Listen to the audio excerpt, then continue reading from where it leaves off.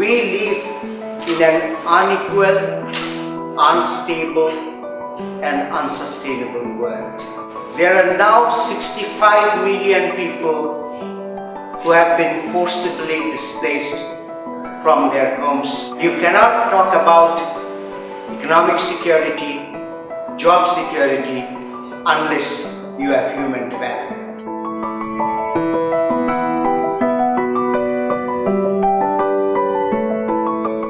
Development should be people-centered. Development of the people, development for the people, and development by the people.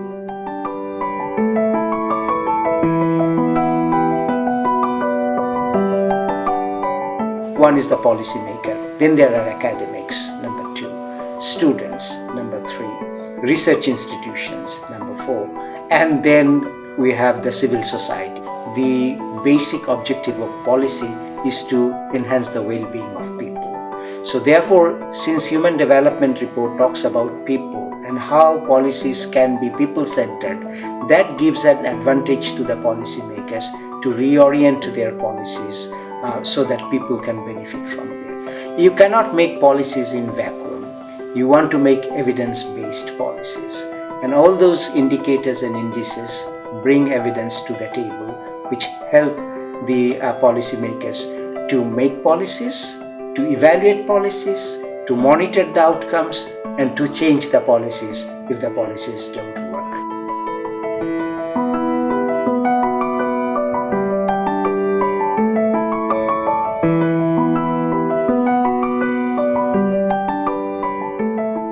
I think over the last 25 years, when we started with the Human Development Report and the Human Development Paradigm, we started with a very simple concept. And the concept was that at the end of the day, the human development should enlarge people's choices.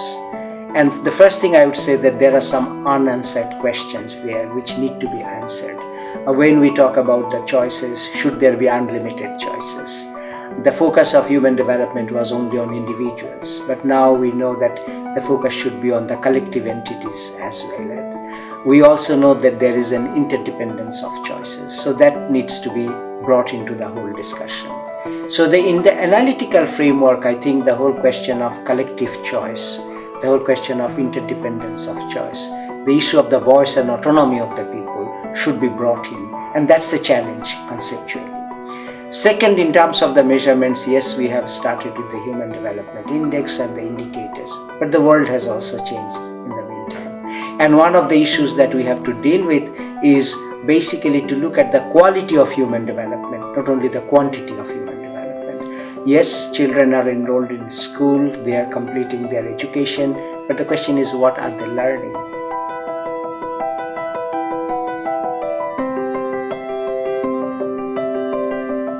I think that the relevance of human development now is even greater than it was in 1990. Because in 1990, the idea was that you have to deal with the basics of human development. People were deprived, people were poor. But nowadays, the pattern of need satisfaction of people is much wider. People want political space. People want voice and autonomy. People want to basically influence the processes which shape their lives.